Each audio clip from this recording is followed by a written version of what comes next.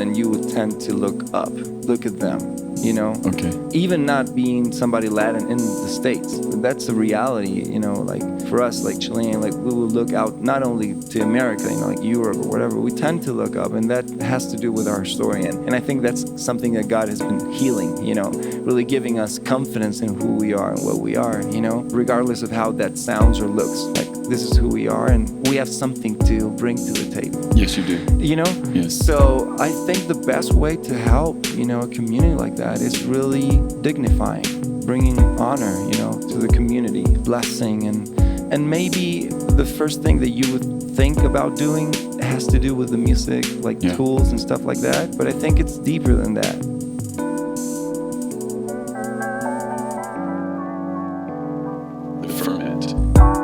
Welcome to the Ferment Podcast, conversations about worship and transformation. Today's guest is David Berguño. David is a songwriter and the worship pastor at Iglesia Viña Los Condes in Santiago, Chile.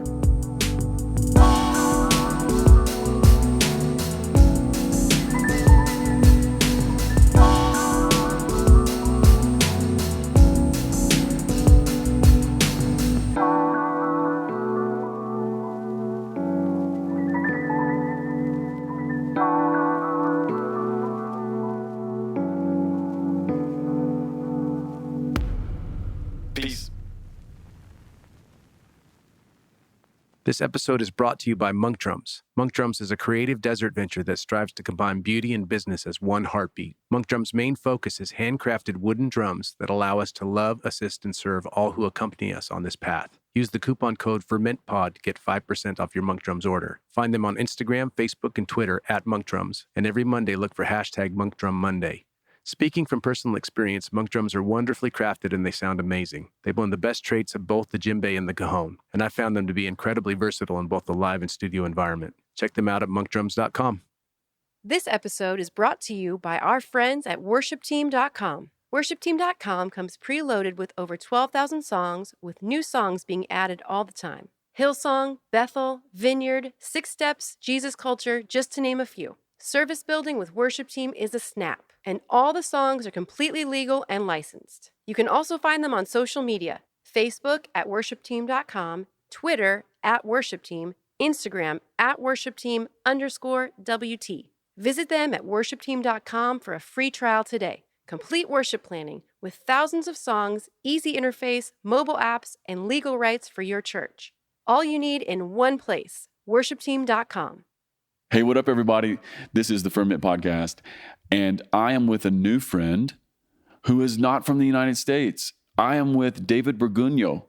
David, I'm sorry for saying your last name not exactly perfect. Sounds really good. Really good. I just want to, for all my Latin friends who are listening right now, David Berguño. Berguño sounds really good. Perfect. Yeah. David, tell everybody where you're from. Well, I'm from Santiago, Chile, South America. Yes, it's so far away from here.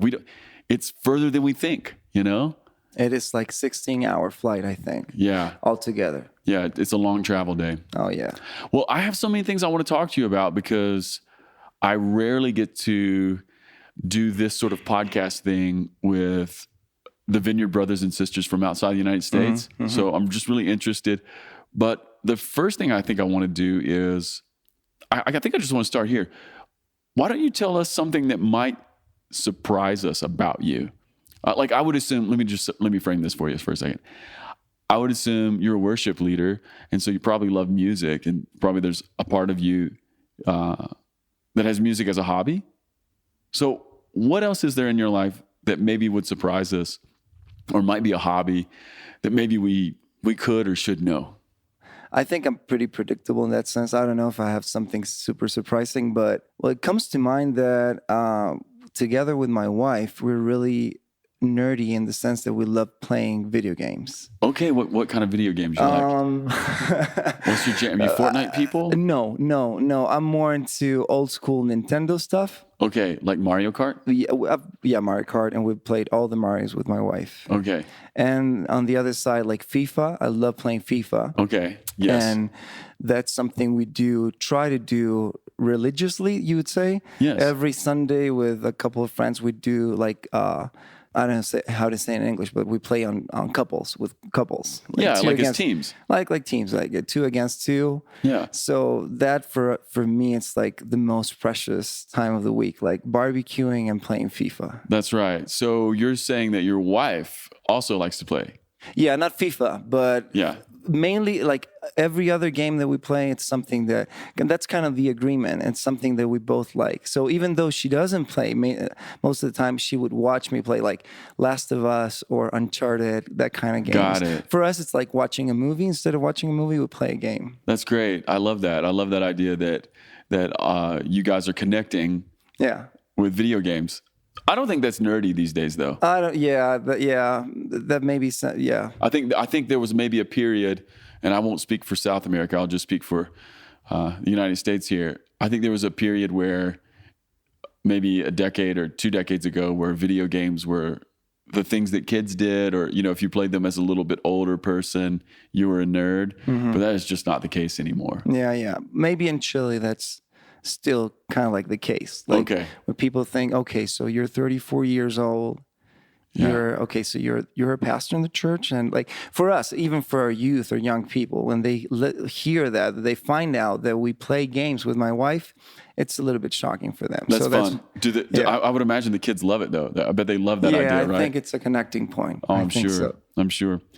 Well, man, here's what I would love to do. I would love to do the thing we always do on this podcast, which is just find out about you and who you are and where you're from and what your family's like. We know you're from Chile, but will you just tell me how you grew up? Like, what was your family like? And were you Christians? Were you Jesus people? Well, my family is, we're 5 brothers, 4 brothers, 1 sister, and to my parents. My mom passed away like 3 years ago, a little bit more than 3 years ago.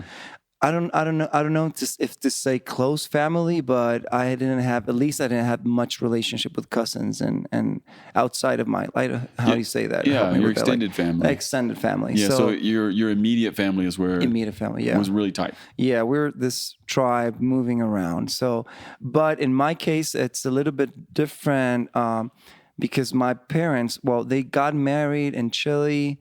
I don't know exactly what years, but around the 70s, they had their first son, and they came to the States to live. So my dad, he started working at the Chilean embassy as like in the administrative area of the, all that. Yeah. So they were coming here for a couple of years. They ended up staying for 15 years in Virginia, Washington, D.C. So my 4 brothers, 3 brothers and sister, they were all born, except from 1, but they were born here, basically, all of them. My sister, she was born in Chile, but just in a trip to Chile, and they came back. So they were all raised in the States. And they came back to Chile, I think 82 or 83. And that's when I was born. I was born a couple of years later, 85. So my older brother, he's 20 years older than me. He's 54. Okay, so you're the baby. I'm the baby by far. And then the 4th, he's 45. So like the factory for my parents, it was closed, Yes. So 10 years later, you imagine that, like they're going back to their country, they're readapting. And by the way, it wasn't the easiest because there was a military regime at that time in Chile. Right. Tough times economically. Like my dad lost all his money. He bought like a tennis court, and then in Chile the dollar went down. So no, they were broke. They were actually broke. And I came to the world. And oh my goodness. So it was a surprise. So your life experience is radically different than your brothers and sisters. Radically different. So if I understand the story right, your brothers and sisters have much more of a United States formative years. Yes. Your dad's an ambassador. Something. Or working in the administration at the embassy. Yeah. And then you come along when you're back in Chile and the economic thing happens and your mom and dad are broke. Oh yeah. It was tough times, man. It was like I don't know how you say that in English, but there was toque de queda, like people couldn't be out of the streets after 8 p.m. Oh, yeah, we call that like martial law. Yeah, martial law. So that was the environment. My dad, he was broke. He bought a pool, where you play pool. Like, how do you call it? Like, billiards. Billiards. Yeah, like a pool hall. We would call that a pool hall. Yeah. So that was his job at the time. That's right. So everything was crazy. Like, I hear it from my brothers. Yeah. Especially from one of them, that we're really close friends, and really hearing from him, it's amazing. It was really tough times for them more than for me. I was a you were baby. Just a little kid. You don't know anything, right? I didn't know anything, but it was tough. Like the transition from them, like they were really in a steady situation in the States, and they're coming here. They barely speak Spanish. They're kind of they're kind of like bullied in the school, and then they have all this, social environment around them that it's like, what the heck is going on? Like, So you're saying that your brothers and sister were bullied in the Chilean school? Yes. Why? Because they were too American? Yeah, they were like, yeah. Yeah, you're not real Chilean. Yeah. Nobody's gonna buy. And isn't that interesting? Because they were clearly Chileans. Your parents are Chilean. But the culture is a weird thing, right? Yeah, and a couple of my brothers, they don't look that Chilean though. They were like kind of blonde and green eyes. Hilarious. So it was. And then the language just amplifies all that, right? No, totally. And yeah, it was special times, man. So that's when I'm born, in the midst of that, and then like 3 or 4 years later, I think 3 years later, my dad, he resigned the embassy, but now they are offering him to work again, but now in Venezuela, Caracas. Okay. And in the midst of this, my dad says, "Yes, of course, let's do this again. Let's do this," and he just flies away to Venezuela first. So and us, like the rest of the family, starts like migrating. Little by little going there. Yes. So we've all moved to Venezuela now when I'm 4 years. I think it was my birthday, the day that I got to Caracas. Yeah. So yeah, I never knew that I was Chilean because it was until like 9 or 10 that I came back to Chile. Yeah. And for me, it was like getting to know that country because I didn't, I was just too little when I was little. So. Okay. So when you think back on your early childhood, emotionally, how does that feel? Well, to be honest, until like 3 years ago, and I don't know if this is too crazy to say, I don't know, but there was a pastor from the States that came to visit us. I'm just going to say it's Danny Mullins. I don't know. Well, he's a pastor. He's a lot into inner healing and stuff like that. Yeah. And we had a couple like counseling sessions, like the pastors of our church with him. And I just remembered that right now because when we had like our sessions, I had my sessions with him. That was like the part of my life that God brought light to. Really? Because I think until that moment, I didn't know. I had just like a blind spot of my life. You couldn't remember it? Yeah, I couldn't. Yeah, I kind of remember. I was like, Okay, so I'll just be. You're making me nervous now because there's definitely parts of my childhood I can't remember either. Oh, okay. I'm gonna have to go get inner healing now. No, but it's more than don't remember. Yeah, it's like it was a little bit. I think psychologists call it like blocking. Like yes, of course. I thought it was like a blocked area, and I think it makes it more clear for me. Like I saw that, especially like from 10 to 14, that it was like the return to Chile. That was the gray area of my life. Like if I saw that, it was like the color was gray. Yeah. It was just evoked sadness, uncertainty. Yeah. And because until that point, till 10, it was like this crazy like adventure with the family all together. But after 10 years, like later than that stage, when we came back to Chile, it was just my mom and my sister. But my 3 older brothers, they moved back to the States to study in college and whatever. And my dad stayed in Venezuela for a couple more years. So that would be one reason why you'd be sad. Oh yes, Yeah, that all the male energy has just gone out of the house, right? Yes, Like you're exactly. Yeah. And Were you close to your brothers? very close to my brothers. It's like I had several parents, That's right.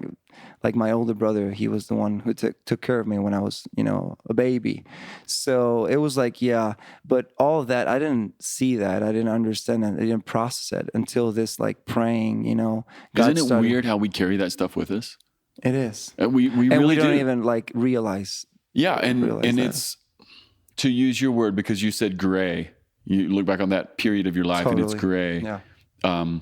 Just maybe to extend that metaphor, it colors everything. We don't know it, but it's coloring things for us that are here in the present. Exactly. Yeah, that's wonderful. Like for me coming back to Chile, it was just that feeling of cold, Yeah. like pollution, smog, Yeah. I didn't know what cold was. I was in Venezuela. We went to the beach every, Saturday with my family. And now here with my mom, moving in this bus, downtown, cold. I start getting asthma and I feel this kind of like Is this Santiago? Santiago, Yeah. Like- Does it have smog? tons of it. So it's like LA. Worst, much worse. Okay. Yeah, because it's surrounded by mountains, like really surrounded. So it's And the Andes are there. the Andes are looking at you and catching all that smog. Yeah. So yeah, it wasn't a good time moving school from one school to another, having that same like bullying, experience, And what was the source of the bullying for you? like I was a Venezuelan, yeah. chamo, and like they made fun of. Okay, they what made fun word of, did you just say? chamo, like What that's is like a way to say like dude, but in Venezuela, like chamo, chico, like Yeah. that, like the accent that I spoke like that, Okay. and yeah, So you had picked up kind of a Venezuelan dialect. totally that was the way I spoke. Yeah. Yeah. And Chile and Venezuela are big rivals, right? No, Are they not? Okay, I thought in soccer they were. Argentina. Oh, No, tell me, just set me straight. no, it's just Chile is nobody's rival because it's never been that good at soccer. So, but lately it's been better. But Okay. it's like we're rival. There's a lot of in soccer everybody's rival with everybody. It would be Argentina against Brazil. Maybe that would be more important, more relevant. But your accent or dialect, it was a source of bullying and just some not fun stuff. Yeah, that I didn't remember actually. It was years later. There was this guy that went to my school, our school. He started going to our church, and he grabbed me one day. He started coming to our home group. I talked to this guy. He was in a crisis, but I didn't remember that he was a friend from school. So he starts coming to church, and one day he sits by my side and he starts asking forgiveness to me because he hit me at school.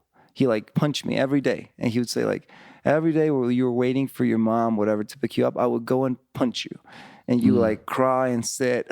And I'm like, really? You gotta be kidding me. I had all that completely blocked from, in my head. Yeah. So yeah, that sounds a little bit too sad, but that's No, but it's I'm just thankful that you're sharing this because that's real stuff. And I'll guarantee you there are people who are listening to this podcast who have had these exact same experiences. Mm-hmm. And, maybe it's low level bullying, or maybe it's even something like you're describing that has become physical. And the truth is we do block that stuff. And so even you sharing this story is permission for people to look at things they didn't want to look at. And maybe just deal with it. Yeah. Hopefully, man. Hopefully. Yeah. Okay. So let me, not to move on from that, but let me maybe point this conversation in this direction. Were your family, were they believers? Did you grow up in church?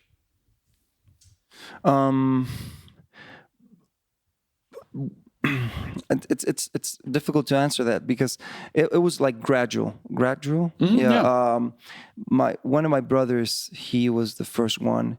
My aunt, my mom's sister, she was the one who got to know Jesus here with her husband in the States. in Dallas and Christ for the Nations, I Yes. think. So they went back to Chile. This is the 80 something when I was about to be born, something like that, and they shared the gospel with one of my brothers, and he was the first in the family. How old was he when this happened? I'm like 20, Okay. something around like that. Yeah. So he's a man. Yeah. Yeah. Yeah. So he started sharing the gospel in the family, and that was a total revolution, especially with my parents. They were Catholics, like most of the people in Chile. Not really Catholics, like not Kind of non-practicing Catholics. Not practicing, Yeah, cultural Catholic. Yeah, exactly. Yeah. So, but to be, evangelical or whatever, it wasn't really well seen in society. And Did your parents think that was crazy? yeah, totally. They moved him out of the house. They said like you. So it was that serious? No, that's serious. Wow. So he went out of the house and all of that. And so it was gradual. But I think before going to Venezuela, I'm talking a period of 2 or 3 years, the other two brothers came to Christ. So it was them three. And then in Venezuela, I know that my dad has had his own encounter and my sister. So it was gradual. So God was just working on your family. Oh, yeah. That's what I hear in that story. Oh, yes. Yeah, oh, with yes. your brother, then your other brothers, then your dad. Yeah. Like God has your family in his sights. Totally. You've said it. That's wonderful. You've said it. So yeah, but church for me, when we came back to Chile, my mom, I was just living and moving with my mom, and we got to be in some churches, like moving here and around. But it wasn't until my dad came back from Venezuela, like I was 14, 13 years old, that we got to know the Vineyard in that time. Yeah. So that's the first church that I have in record. Like that's the first church I remember attending. Did you go to the vineyard there in Santiago? Yeah, it was the first vineyard. It's called Viña San Miguel. It's the first vineyard that was planted there. Actually, Phil Strout was a pastor of that church. Shout out to Phil and Jan. And shout out. And so they started, that was the first vineyard. And it's kind of crazy how we got there. But when my dad came back, and so it's now the three of us, just my mom, my dad, and me, we're looking for a church. And my brothers, the three that came to live back in the States, they were going to the Vineyard in Dallas. That's like 93, 94. Yeah. So they just, knowing that my parents were looking for a church, they asked their pastor about it. Do you know if there's a vineyard in Chile? And they found out that there was this vineyard. So my brothers from the States recommended my parents to go to this vineyard. I love this. So we went there and we loved it. Yeah. And we stayed there. Yeah. And that became kind of your spiritual family. Yes. I was little, so I kind of remember that. But what I remember is when the Viña Las Condes, the church that I'm part of now, it was planted out of that church with our pastor Roger and my brothers. They were coming back from the States. Now this is a lot of traveling, so I won't bother you with that because there's a lot of moving in my family. But when they came back, they immediately became part of the planting team. Okay, so your whole family at that point were kind of like in this thing. In this thing, yeah. And your brothers had vineyard experience in Dallas, so they were bringing, if not the Latin culture side of it, they were bringing maybe the vineyard DNA from the States down. And totally. Yeah. What a gift.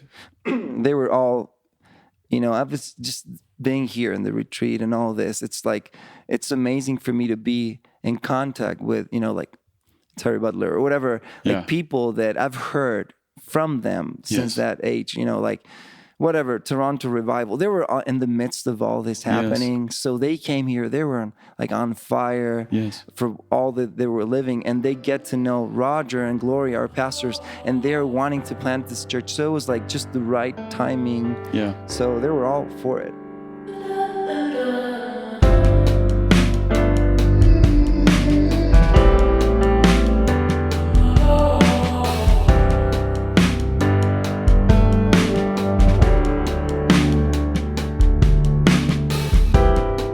Hey friends, Mike from Vineyard School School of Worship, the Band Lab is happening March 5th through 7th in Minneapolis, Minnesota. This is an incredible event to train your whole team in about 48 hours. Drums, bass, sound, vocals, piano, guitar, keyboards. We're going to train everybody. It's going to be a 48-hour deep dive in the relational, spiritual, technical components, musicianship, Band Lab. Go to vsow.org. Use the code FERMENT15 at checkout for 15% off. We'll see you at Band Lab in Minneapolis in March.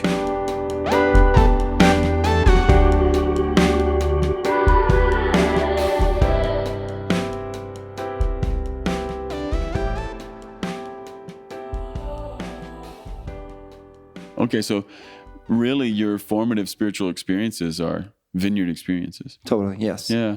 Okay, David, I know that you're a worship leader. Mm-hmm. When did you start playing music? Around that age, like 13, 14. Yeah. Did you play guitar? What'd you play? Again, man, like my brothers are going to come up constantly here, but it was through them. Like I was telling you last night, one of my brothers especially, he played drums in the worship team. He had a band, a rock band here in Dallas. What was his rock band's name? No, I don't. Let me. Can you remember? Living Demonstration. Living Demonstration. In Dallas. Yeah. Dude, I'm gonna look them up on YouTube. Yeah, go for it. Yeah. So they're coming back, and there's this dude that plays guitar, plays the drums. He's showing me all the Vineyard music, but he's showing me U2 as well, like all this music. So I'm waking up to music and what I didn't understand that well, but the worship at that time. So Yes. it came out of there, and that's when I started playing guitar.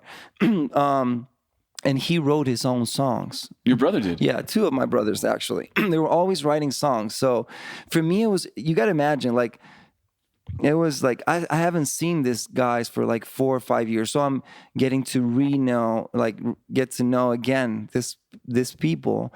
So they come with all this culture, not only an American culture, but like a culture, like a kingdom culture. Like Yes. they would go to their rooms and, read their Bibles and play songs and start singing. All this for me, it's like new. Yeah. So I remember being like 13, 14 and getting close to their rooms and just listening, trying to figure out what are they doing. Yeah. And I would just go in and try to grab a guitar and follow them. So they were kind of like my mentors in this musically and all that. Well, and part of what I love about that is it's not, and maybe I'm wrong, but just the way I'm hearing it, it's not like even they're trying to mentor you. They're being who they are. Yes. They're being the things that they've picked up. They're musicians and worship leaders, and they love God and they read their Bibles, and Exactly. you're just catching it. I'm catching by it. their example. I'm observing all the time. So for me, like playing the guitar was born out of there, and writing music was out of there as well, because they didn't play much of like other people's songs. They were always like, I don't know, writing, or maybe they were just singing, whatever. Yeah. So I started writing music as well, like my own little songs in school. How old were you when you wrote your first song? I think it was 15. That's too good. Do you still remember it? Yeah, I remember that song. What's the song called? Say it in Spanish. If you remember it. I don't remember the name. I just now remember the melody. Can you remember a line that you can sing? No, come on, man. No, I can only remember like the structure. It was actually, now that I'm thinking about it, it was in English. And you wrote your first song in English? It was in English. No way. Yeah, I was. How cool. Like, what a surprise. Yeah, I didn't write any more in English until like 2 years ago, now that I'm thinking. So it's all coming back to you my wrote mind. your first song in English. My first then song. you write all the other songs in Spanish. Yes. And 2 years ago, you started writing like English 2 a or bit. 3 a year, just one song. One song. Yeah. That is, so you have these bookends. Oh my gosh, yeah. How cool is that? It is cool. I've never thought about that. Like when I just said yes to remember the first song, I thought it was another one. Yeah. And no, I remember now. It's the first one. It was in English. It was Okay. What do you remember? What it was called, or what would you call it?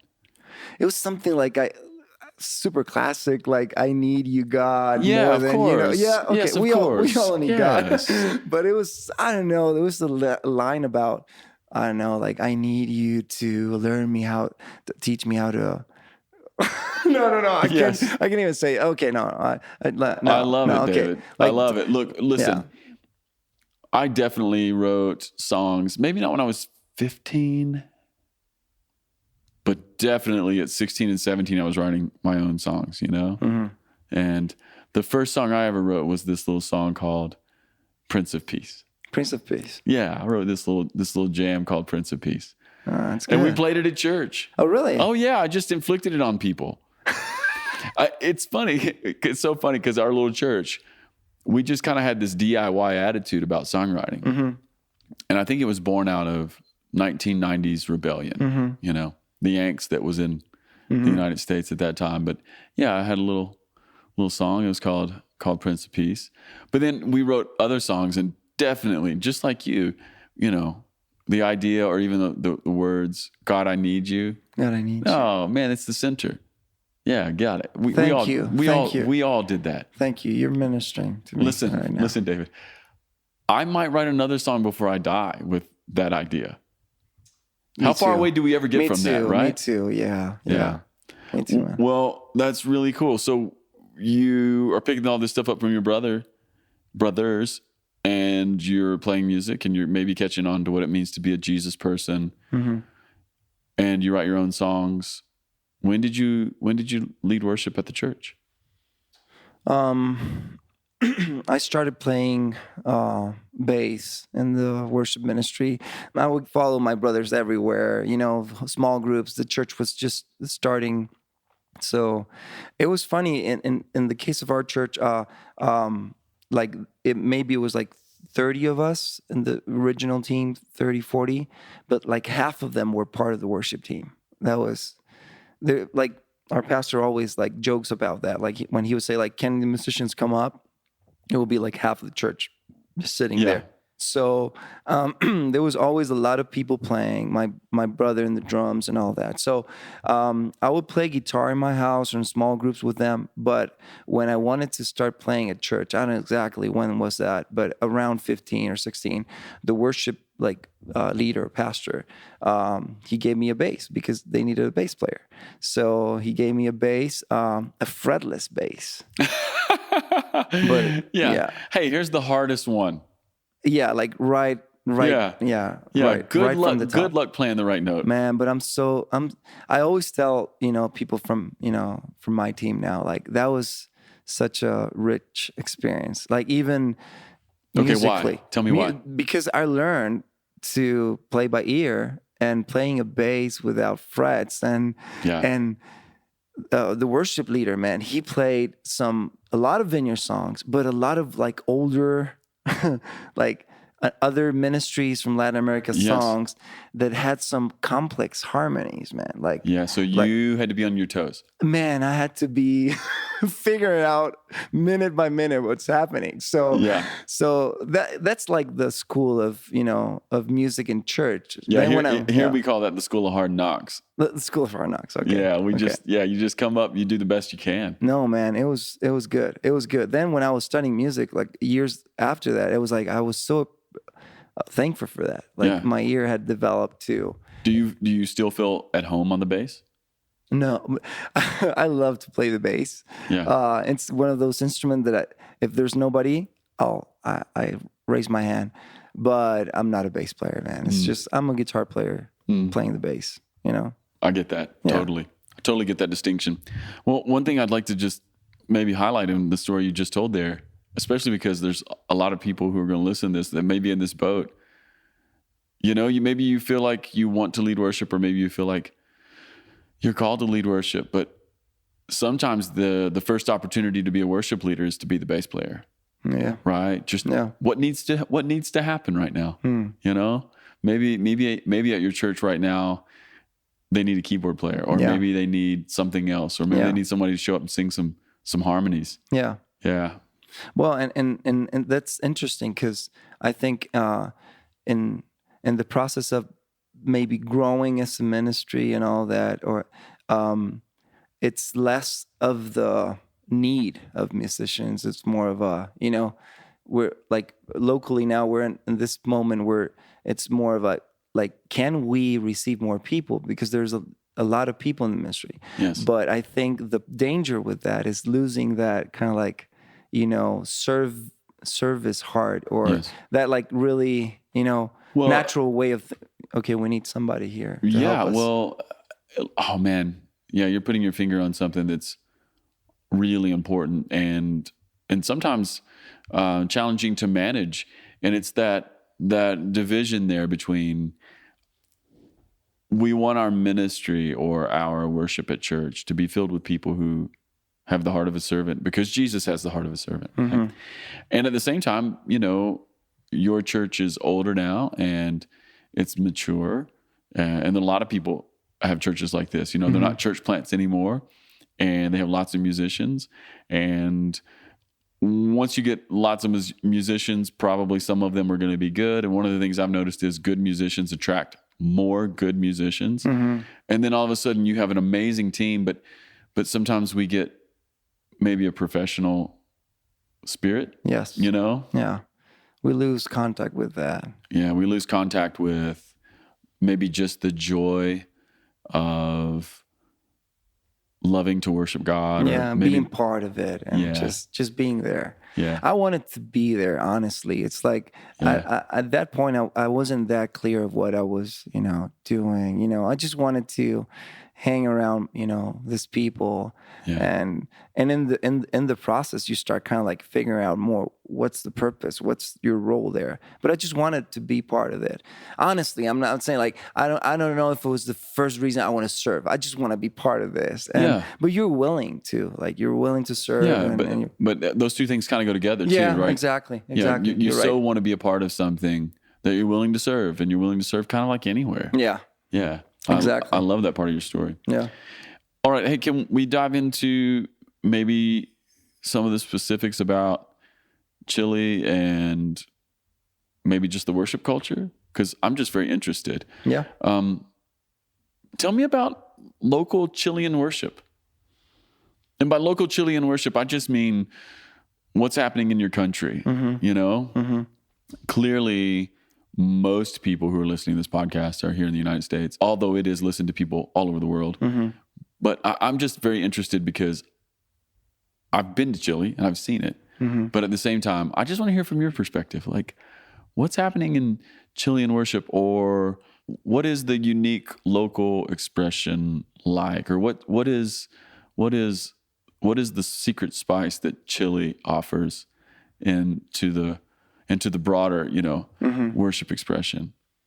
Well, yeah, that's a big question, because obviously I can just answer that from like my experience, my reality. But to be completely honest, for me, it's been a lot of what the Vineyard down there, not only our local church, but the Vineyard community has, experienced in the last, I'm 34, so in the last 20 years. Can you talk to me about some of that? What does that mean? Well, I think that if you ask, if somebody knows about the Vineyard down in Chile, they will know it because of worship. Really? Yeah. Okay. Yeah. That's wonderful. Yeah. So the DNA, it's there. It's there in that sense, And that's like a reality for vineyards there. Even if it's a small vineyard, it's the same dynamic. They will have a full band, in worship. It's really a main value in the vineyards there. And I really love that. I've been involved in that world. I don't want to say alone, but mainly in that world. And it's been in the last, I don't know exactly, but just a couple last years that I've been getting really more involved with what's happening in worship outside of the vineyard walls in Chile. Yeah. And I'm really excited about that. That's beautiful. I'm really excited about that. I feel that I can really be honest in this and telling you as well that one of the reasons that I was like really immersed in just mainly in what Vineyard and the Vineyard culture and the Vineyard worship and the Vineyard community is that in terms of worship, it's because I wasn't very I didn't feel very connected to other, I don't know if it's expressions or, musics and songs, around not only Chile, but South America, to be really honest, brutally honest with you. Some of them, but it's been in the last couple or maybe 3 years that I think there's something really not only fresh, but that I can connect outside of the Vineyard. So you see God moving just in worship in South America. Oh yeah. Big time, man, big time. And it's been there. It's been like that always. I don't know if you've heard about Canción, all that comes, that movement, Marcos Witt, that comes from Mexico, and there's it's tons of. I know writers. those names. I don't know much about it, but I definitely know those names. Okay, what you just said, that's what I would have said. Because because of my history and because of what I like and I don't like that much. I haven't connected to that much, to be honest.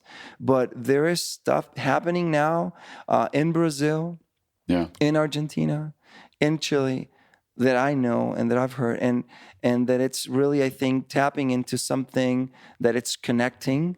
It's connecting, nations. There's a ministry called Toma Tu Lugar. Okay. Marcos Brunet, he's Brazilian, Argentina.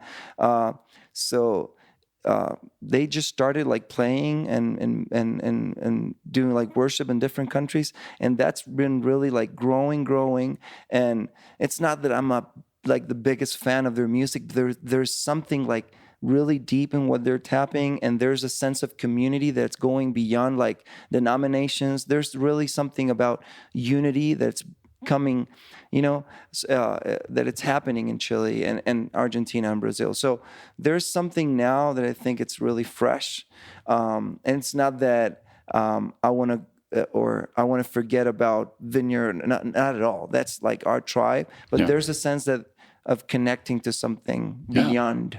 Yeah, well, and it's not either or, it's both and, right? It's both. You're right. We have a family, and the Vineyard family is clearly important to us, and it's informed so much of our own spiritual development or growth. Totally. It's our language, right? Totally. And at the same time, God is not just in our family.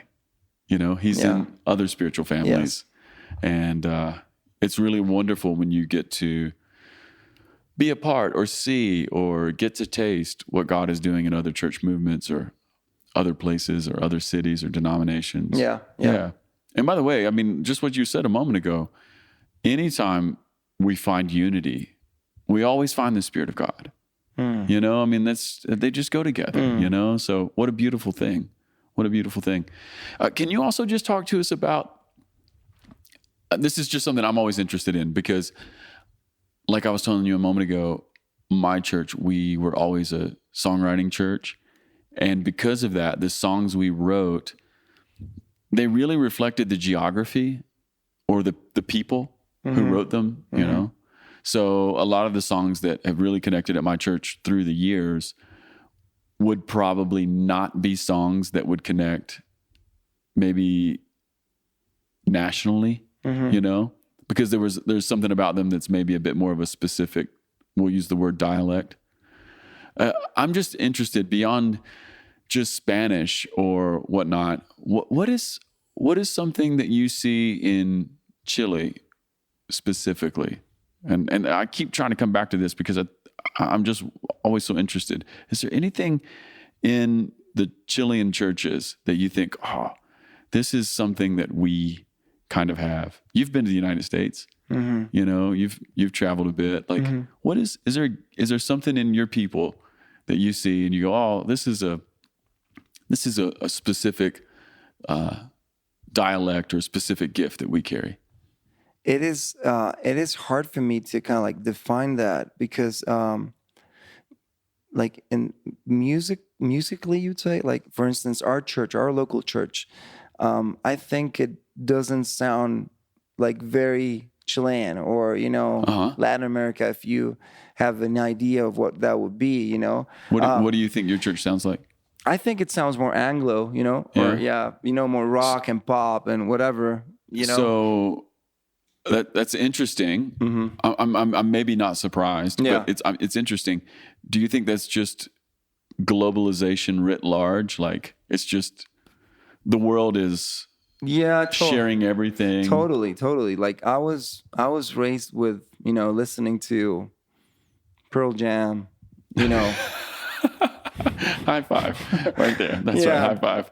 You know, I'm a mix of Pearl Jam, you know, U2, yes, The Police. Like it for me, honestly, I've stopped struggling with that much. Yes. I love musics that we have in Chile, like more folclóricas, you know, whatever.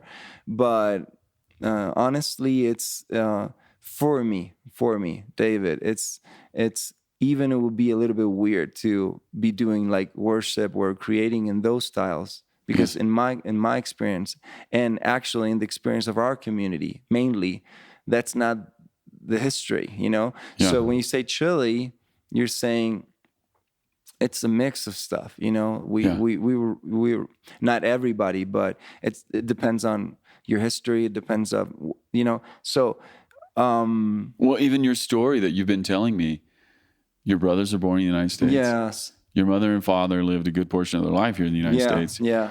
I would assume United States influenced experiences, likes and dislikes, things they've been shaped, and then you're kind of growing up in this swirl of different countries, different languages, different experiences. Yeah. Is that a decent read?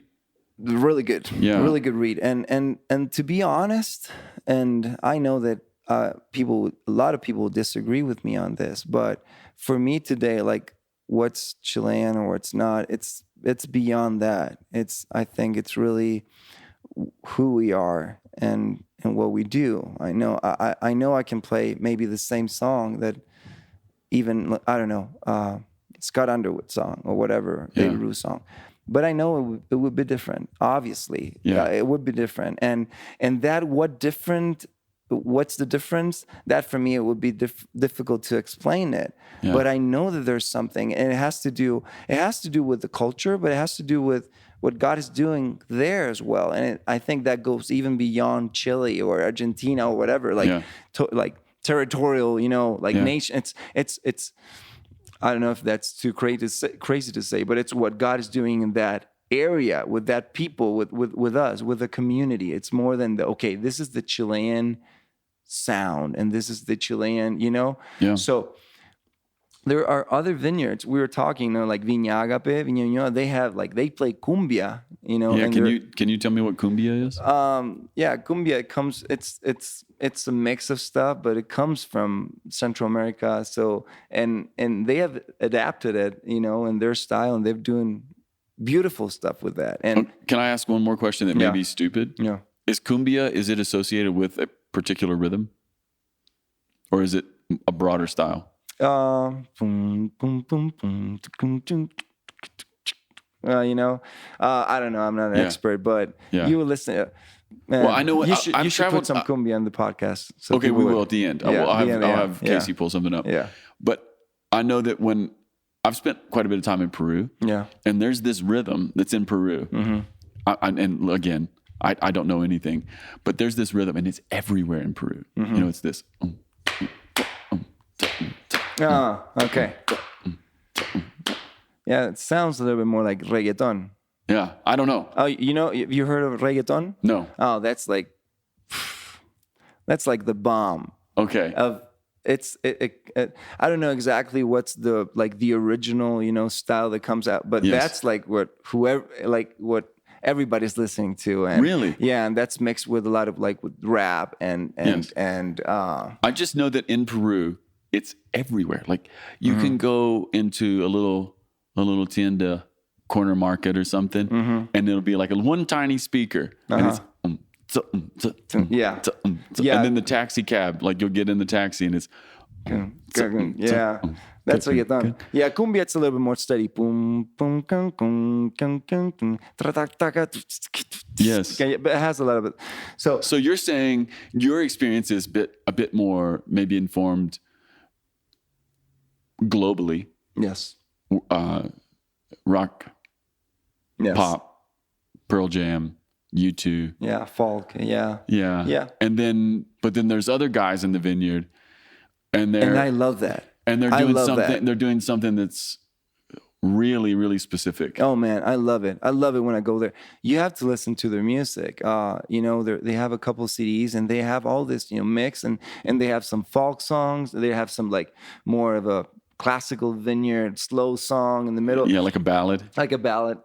So, but yeah, I've kind of like went a little bit beyond that struggle in my head of, I studied music for 5 years and I had to go deep into Chilean music and South American. And believe me, I really went for that, like, okay, trying to get that a little bit more into church. But in my context, in our context, local context, that didn't work. Not at all. Do you think it's just, is it about your neighborhood? Is it about the people? It has to do with that as well. Yeah. And I think you have to read that as well. Yeah.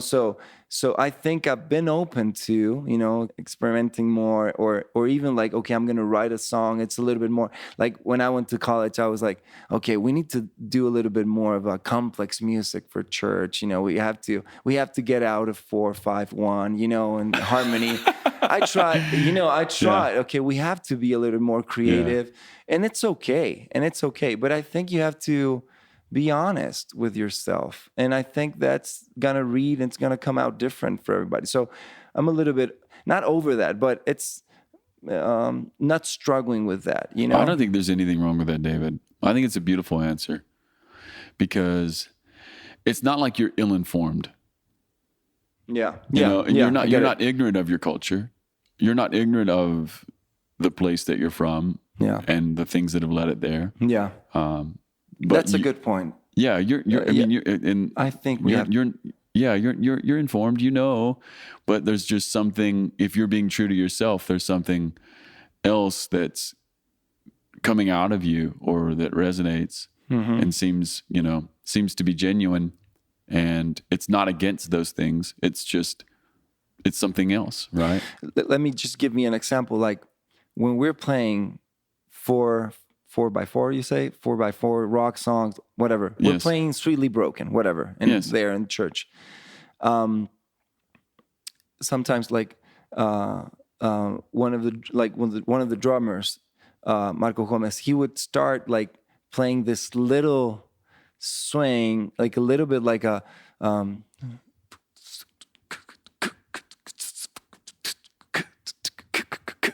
the verse instead of. Yeah, he's not straightening it out so much. But we don't do an arrangement around that. Yeah. It just comes. And that came because it's in us. Maybe when I'm playing acoustic and I don't know, like my right hand would maybe move a lot compared to, like I will, and in the middle of that, setting of a rock thing, it will come out, and in our voices, and in our passion, maybe we'll move a little bit, too much, or no, not too much. Whatever. We need help, bro. Okay, whatever. Like, are you kidding me? Yeah, sometimes us North Americans, we're just a little stuck. We've figured out how to dance rock, like 4x4, like slow rock. So I think it's there. It's clearly there. It's clearly there. It's clearly there.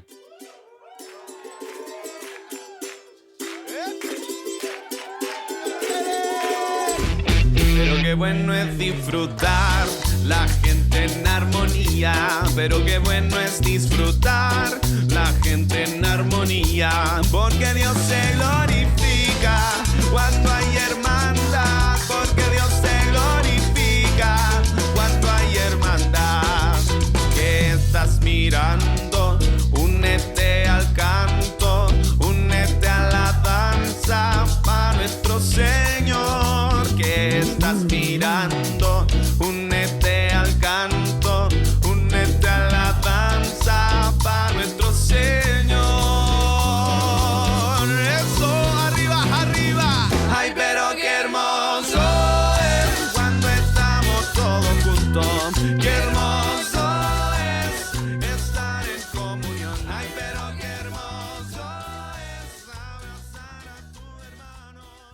want to ask you another question. Yeah. Just about Spanish and translations and Okay. just, I'm just so interested, and I'd love to hear you tell me what's up.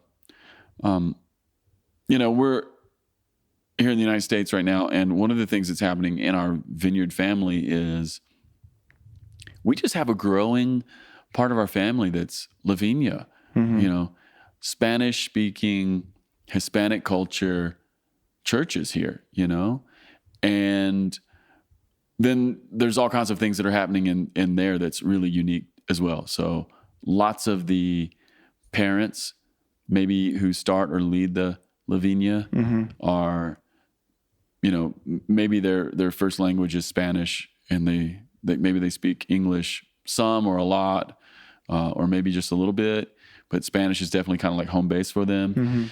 And then they have children who are growing up in the States and they know Spanish, but they're going to school in English and all their friends are speaking English. And so English, I wouldn't even say predominant, but I'm just hearing these stories of there's this insane mix of cultures that are just brewing, right? And so a lot of the La Viñas are translating songs and maybe they're singing bilingually. Can you share from your perspective, how can we help those brothers and sisters, or is there anything we can do to be on their side? Or I mean, this is just, I'm asking only because this is something I'm thinking about. Yes. As someone who's trying to give some direction to Vineyard worship, knowing that God is doing this thing in America with La Viña, and I want to help them sing in Spanish. I also want to help the portions of their communities, whether it's children or not, sing in English, and some of those services are blended. I would love to hear from you as someone who has a bilingual experience. Yes. What do I need to know? And by I mean, what do we at Vineyard Worship, what do we need to know? What do we Vineyard pastors need to know? Is there anything you would like to say there? Man, let me just start by saying that I really appreciate your heart. And I told you last night at dinner, I think I really have this sense that God puts you in this, position and responsibility for a reason. And when I hear you asking that, that answers for me the reason. It's like your heart is for this totally, completely. Like the fact that 10 days ago or something like that, I received a mail from Casey Coram, like inviting me to come here. And I was like, why am I, why are they inviting me, to help them, write a song or whatever, like from out the other side of the world. So I really see your heart in that. And to be honest, we were coming 10 years ago, we were supposed to actually go to Houston with my wife and start helping in this area, like in a local church in Houston, to start like leading in bilingual and writing for and missions and stuff like that. So it was actually our the beginning of us saying something in ministry, because I never thought about working or whatever. And that Houston church has been such a gift to us over the years, because they've translated so many songs. Like I don't even know all the people. I just know Jessica Lewis in particular. She's been such a gem. They've done so much. Oh yes, she's great. And they have a heart, man. Well, my brother participated in the Latin church of that church. Got it. That they gather parallel to the other, to the Anglo church every Sunday, and at a certain point they became like a multicultural church, and that was kind of like the timing 10 years ago when they were facing this, challenge. So just to say that was what kind of like opened my eyes to a practical necessity. But can I be again really honest? Of course, And this is not from the victim side or whatever, yes, of course. But you will like when you're Latin, you would tend to look up, okay, look at them, Okay. Even not being somebody Latin in the States, like that's a reality, for us, like Chilean, like we will look out not only to America, you know, like Europe or whatever. We tend to look up, and that has to do with our story. And I think that's something that God has been healing, you know, really giving us confidence in who we are and what we are, you know, regardless of how that sounds or looks. Like, this is who we are, and that's okay. We have something to bring to the table. Yes, you do. You know? Yes. So I think the best way to help, you know, a community like that is really dignifying, you know, speaking like bringing honor, you know, to the community, like dignifying, blessing, and maybe the first thing that you would think about doing has to do with musical, like the music, like tools and stuff like that. But I think it's deeper than that, you know? Yes. So, okay, you're a Latin church, like, why don't you do like some Latin music or do what, you know? But maybe if you don't know where you're standing, what's your worth, you know, what's my value in this?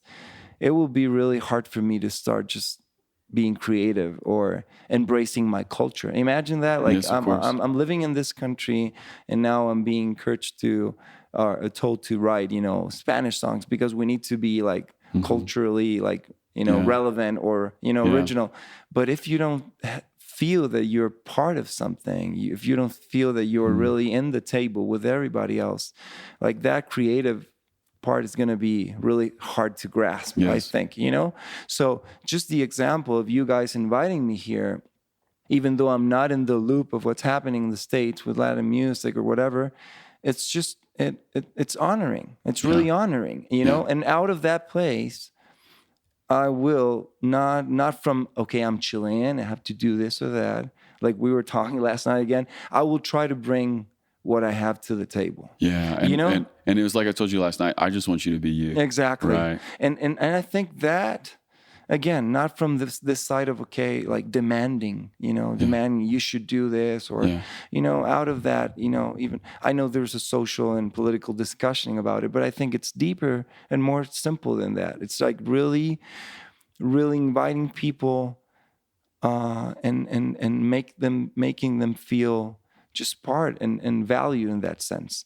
And I think that's at a point that will bring some breakthrough. Amen. You know, and the creative part will start coming. Amen. So I love that answer. I know that I'm not, you know, I should say like, okay, what you should do, it's like, you know, write songs in 2-3 languages or do with this, but I'm far from that. I'm not working here, so I don't know the practical I love realities. that answer, and I hear you loud and clear. I hear you loud and clear. And also just, you know, I know there's things that are happening in the Vineyard, especially in the Latin expression of the Vineyard here in the United States. There are things that are happening that I'm completely unaware of, right? Yeah. And praise the Lord. Yeah. Yeah. But I just know that there's a growing awareness on our team that God is doing something. It's kind of like I was sharing with you last night. God is doing something here in the States. It definitely has to do with diversity. It has to do with inclusion. It has to do with lots of different cultures. And then when I just look around at our Vineyard meetings that we go to, especially national meetings, I'm just seeing more and more Hispanic brothers and sisters. And I keep hearing these stories about Viña churches that are popping up. And I just know it's like, okay, this is God, you know? Yeah. And I want to see them flourish in whatever ways that they can flourish. No, I can see that, man. And let me tell you this. I know it might sound a little bit abstract, but I've had the privilege of visiting like from time to time. Yeah. I was in Columbus for the big conference. Not in Columbus. Yeah, I was in Global. Yeah, you were there. It was Global Family. Yeah, the Global Family. And I've been in different things. And let me tell you that like being now actually in this retreat, I feel something different in the atmosphere. Yeah. I feel that sense of family. Like, I don't know, like I just met you last night, man, but I feel this sense of that it's not difficult to get to a place of confidence. Yes, and that's right. you know, and that is, you know, relationships, but that's in the spirit as well. I don't know what's happening before. Let me tell you, there's people in Chile praying for the Vineyard in the States. I've been praying for years, you know, and because we recognize what God has done here, not only the past, the history, but what we have, you know, nurtured from it. But let me tell you that there is something, like every year I feel that there's something more loose in the environment for good, for good. And I think that is, it's equal to space. There's a sensation of space, of natural space in the air, and I think that creativity comes out of, you know, freedom and space, and, you know, not feeling judged and or not feeling super absurd, you know. But at the same time, what a good word. But at the same time, I'm seen. I'm not observed. I'm seen, you know. So that's a great distinction. It's seen but not observed. Yeah, not like, okay, so what are you, you know? And I think that it, for something such a great challenge of, you know, like multicultural, you know, not only coexistence but like dynamic and flourishing, that is a big deal, man. That's a big challenge that you have as not only as a church, as a country, and even in the environment of a church where we, you know, we would expect that that's gonna like flow. It's gonna take time. Yeah. It's building, you know, real sense of family, a real sense of community. So and maybe I'm feeling this in my heart, but I think that in the process of just letting that happen naturally, you will be amazed of what's gonna happen, like creatively. Prophesy, David. Honest, I just man. feel the spirit of prophecy right now. It's really wonderful. Really, really wonderful. Man, I'm glad you're here. I'm glad too, man. Hey, thanks for having this conversation with me. But hey, here's what I want to do, maybe just to end our conversation. Mm-hmm. I'm asking a new question at the end because this is season 2. Oh, cool. Yeah. Just to end our conversation, could you just tell me a dream that's in your heart? What are you dreaming? Man, it's hard for me not to think about to think about my country. Like I'm flying back there. Yeah. We are going through a difficult time, socially, politically. You can just go and read the news. Hopefully, good good media, but you're gonna find out. You're gonna find out, and there's a lot happening socially and politically, but I understand that has to do with something much deeper than just a social phenomenon. That it is really tangible and. But there is something in my country. And I think every country has its own wombs. Wombs, you say? Yes. But this last, you know, couple months, it's been a process for me personally of really connecting with where I am. And I'm not just saying like Chile, like geographic, like where did God put me on earth? And yes. That's like even beyond an age, like it's territory. It's something beyond that, but and because of my history, what I just told you, that's been a little bit of a struggle for me because I haven't felt very like I'm from here, I'm from there.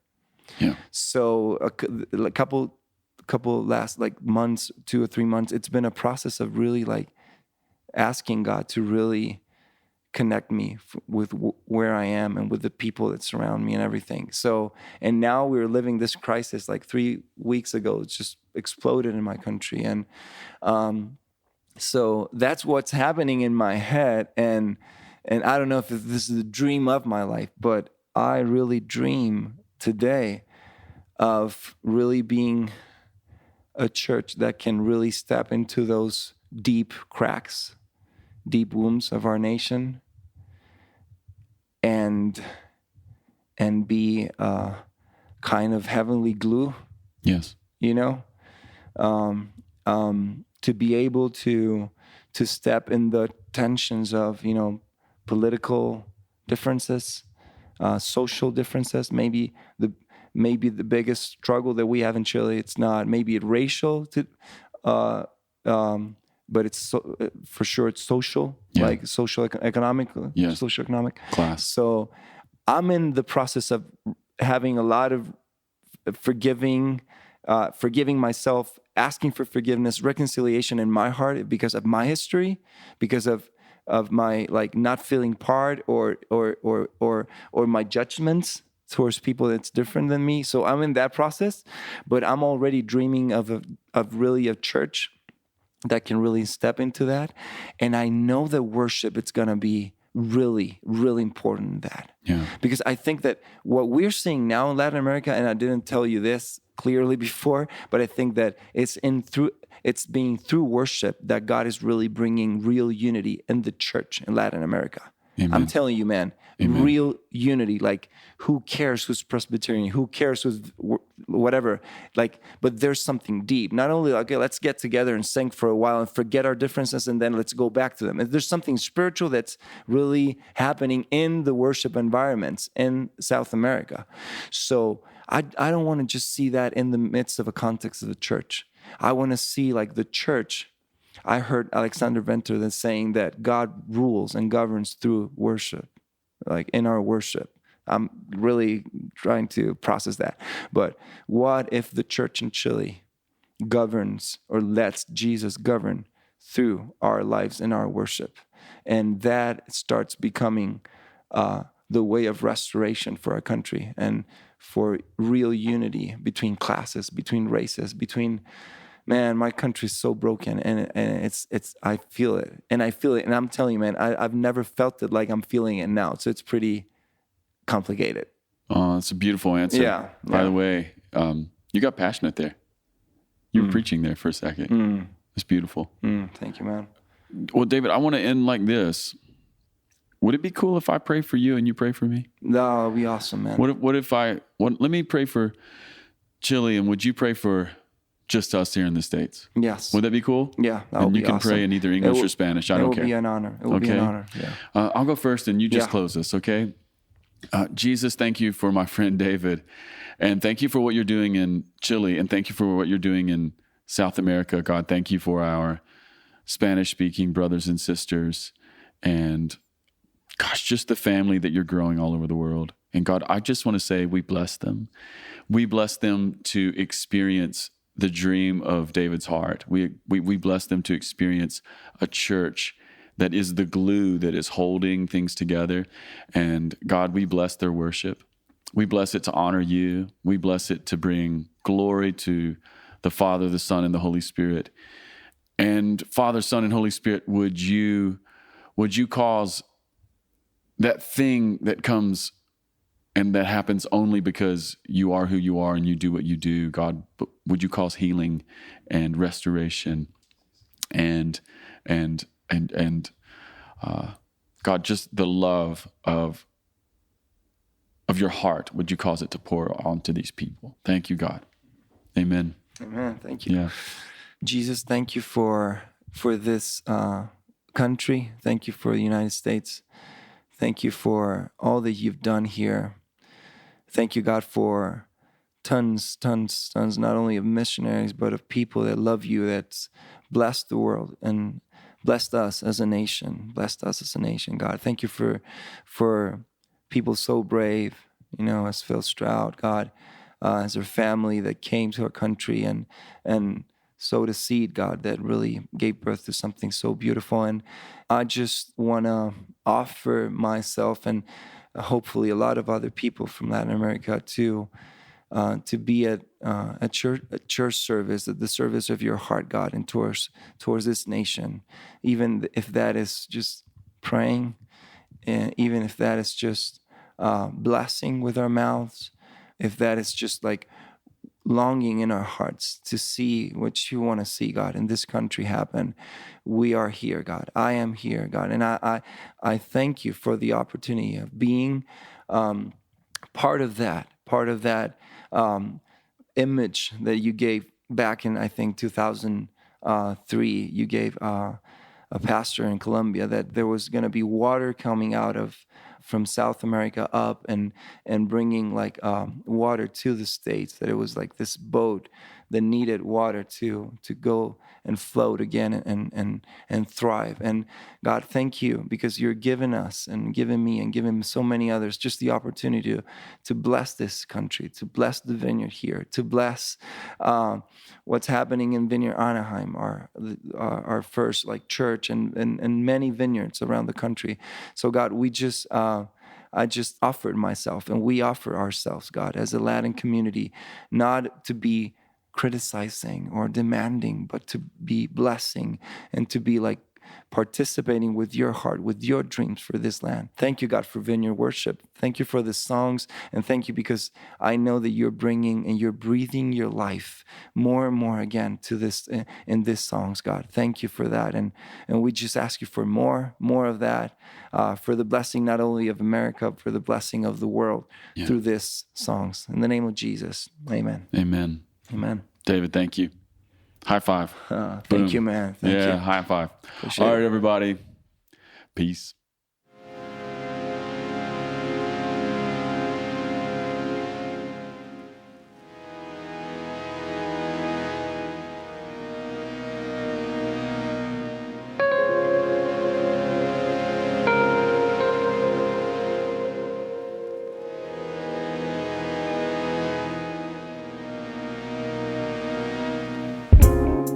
Hey everyone, Casey Coram here, producer of the Ferment Podcast. Thanks for listening. I just wanted to remind you about our Sing Together conference in Nashville, Tennessee from March 26th through 28th. It's going to be a great time and we hope to see you there. For more information, go to vineyardworship.com. All right, people. See you next time. Peace.